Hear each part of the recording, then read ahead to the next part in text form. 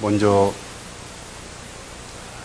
청천벽력 같은 이런 그 서해 바다에서의 천안호의 그 큰 사고를 당해서 아직 생사가 가려지지 않은 46명의 해군 장병들의 실종자들이 어떤 기적이라도 일어나서 다시 살아서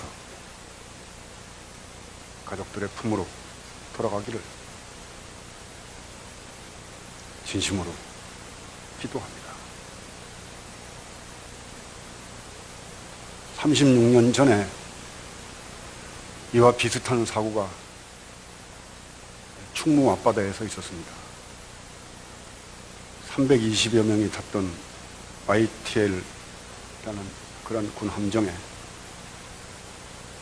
배가 엎어져서 그때는 159명이 세상을 떠났습니다.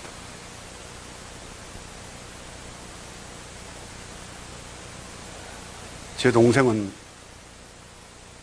그때 3일 만에 시신을 찾았습니다.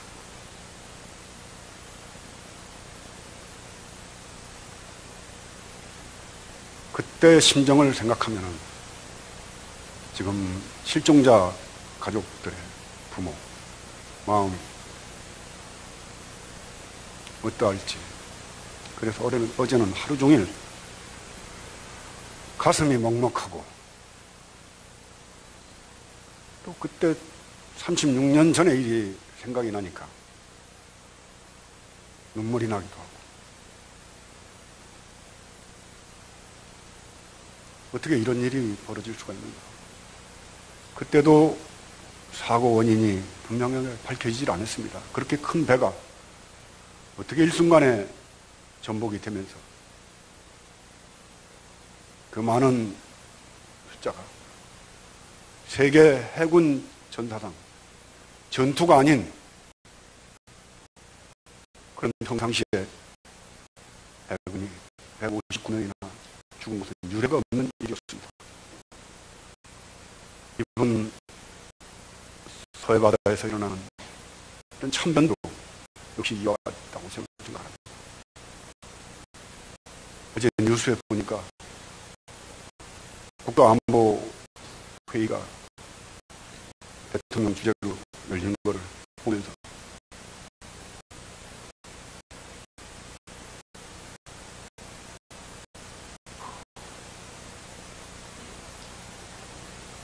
군대를 안 간 사람들이 거기 너무 많이 앉아 있었습니다.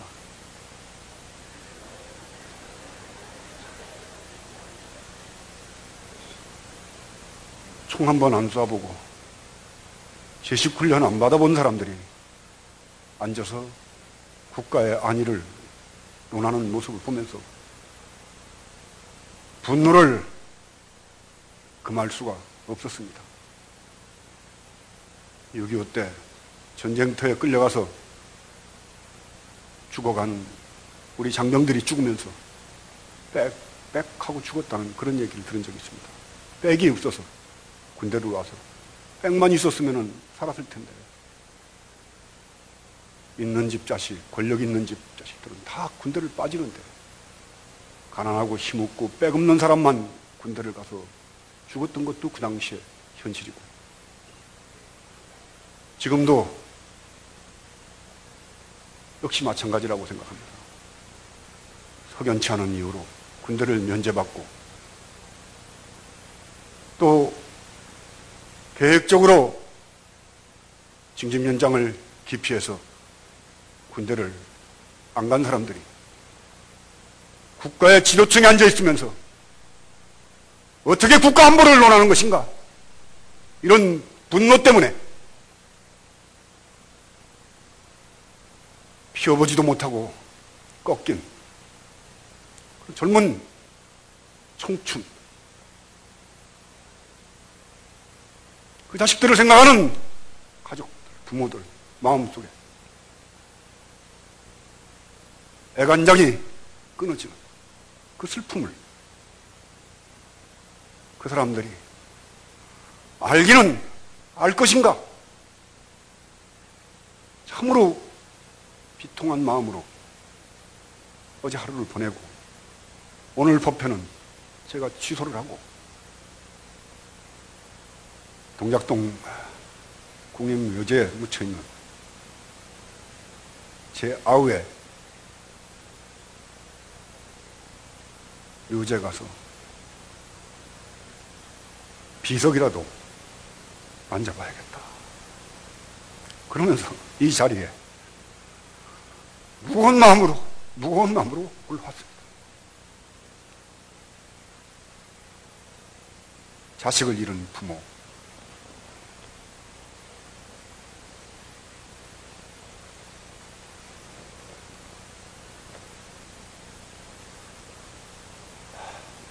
저는 참 오래 살았습니다. 저희 어머님이 죽은 저희 동생 2살, 저 6살 때 세상을 떠났습니다. 제 동생이 20살 나이에 74년도 2월 22일 충무 앞바다 YTL 침몰 사고로 세상을 떠났습니다. 20살입니다. 제 아버님이 그 충격으로 그 이듬해 50의 나이에 뇌출혈로 돌아가셨습니다.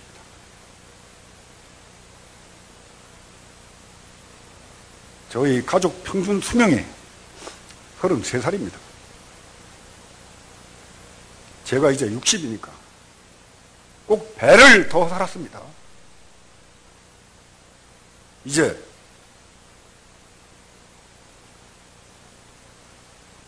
무슨 다른 욕심이 그렇게 있겠습니까?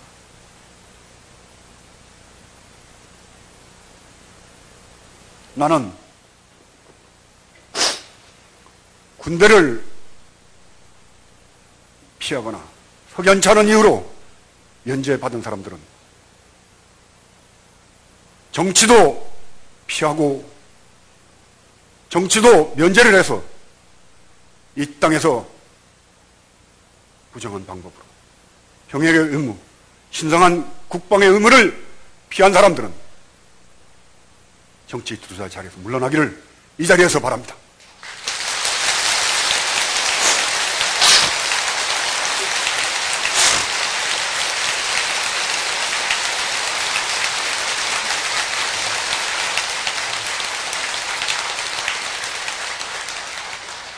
국민의 4대 의무 중에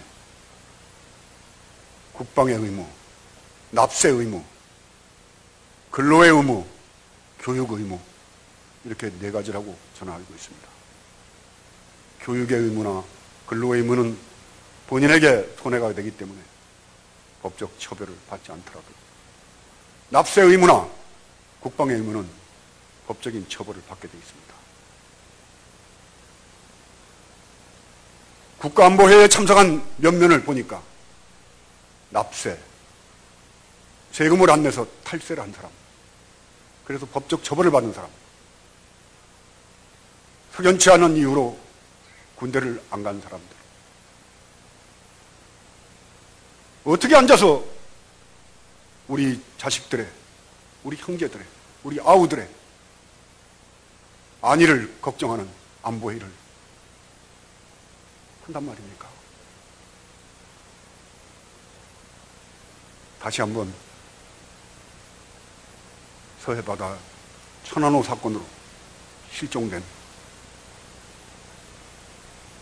장병들이 살아서 돌아왔으면 좋겠습니다. 그러나 희망입니다. 저도 제 동생이 실종이 됐을 때 행여나 살아 돌아올까,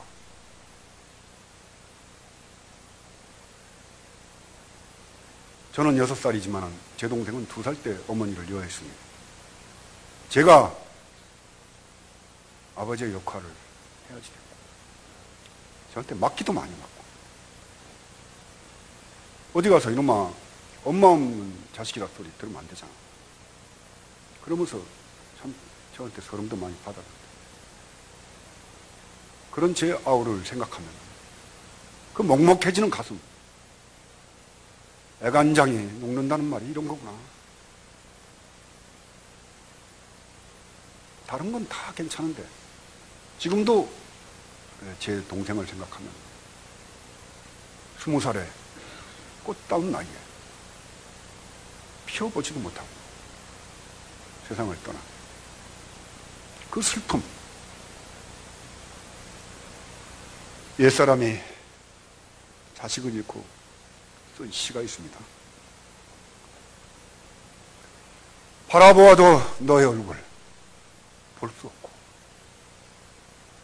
두드려 보아도 너의 목소리 듣지 못해. 죽은 자는 길이 끝나 버린 것이지만 산 자는 이 슬픔을 어쩌란 말이냐. 통곡이 끝나도 또 눈물이 흐르고 그 눈물 거두니 또 울음이 터지네. 울음이 터지네. 또 무슨 말을 하랴. 그저 애간장만 마디마디 끊어질 뿐.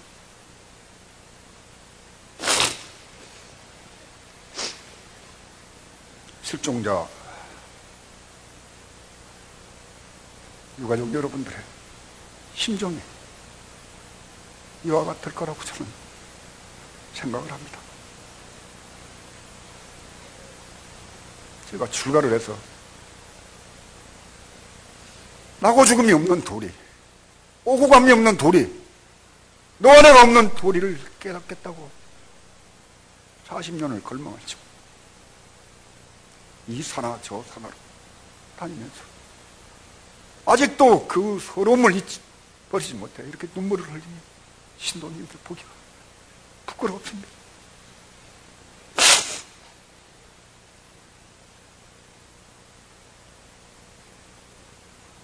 오늘 이 자리에서 봉헌사의 직영 문제를 주지 욕심이나 나서 직영을 거부하는 그러한 모습을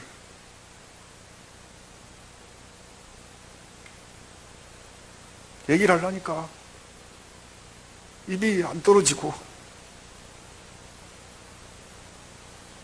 오늘 아침 법당에서 기도를 하면서 부처님 천일이나 기도를 했는데 내가 왜 이 무거운 짐을 지고 가야지 됩니까?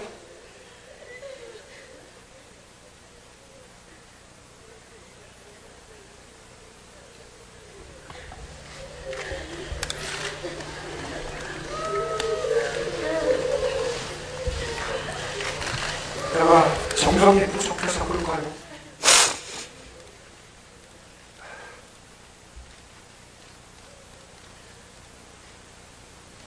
그러나 물러서지 않겠습니다.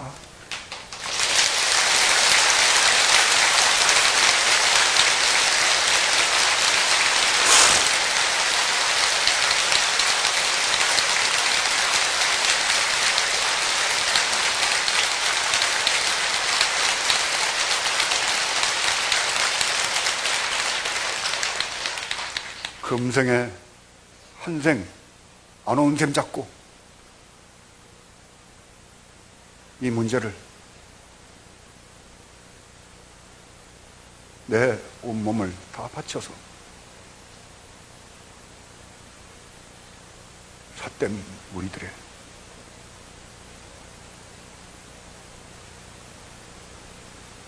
이런 짓들 막아내겠습니다 하고 다시 한번 맹세를 했습니다.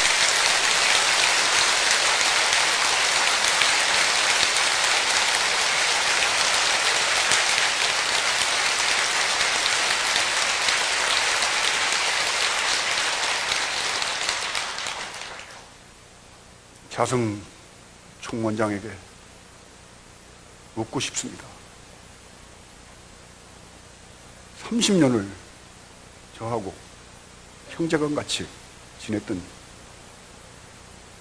자승 원장. 자승 원장의 나이가 54년생 말띠입니다.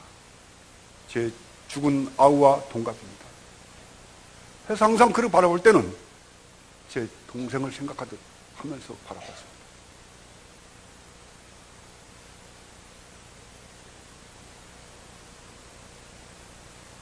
재작년인가 촛불 시위가 한참일 때 청와대 불교 지도자들이 초청받아 간 적이 있었습니다. 그때 자송 원장이 종회의장의 신분으로 그 자리에서 각하 소나기는 피하고 가야죠, 이렇게 얘기를 한 걸로 알고 있습니다. 지금의 봉은사 사태는 소나기가 아닙니다. 당신이 총무원장이 끝날 때까지 내리는 장마비라는 걸 아시길 바랍니다.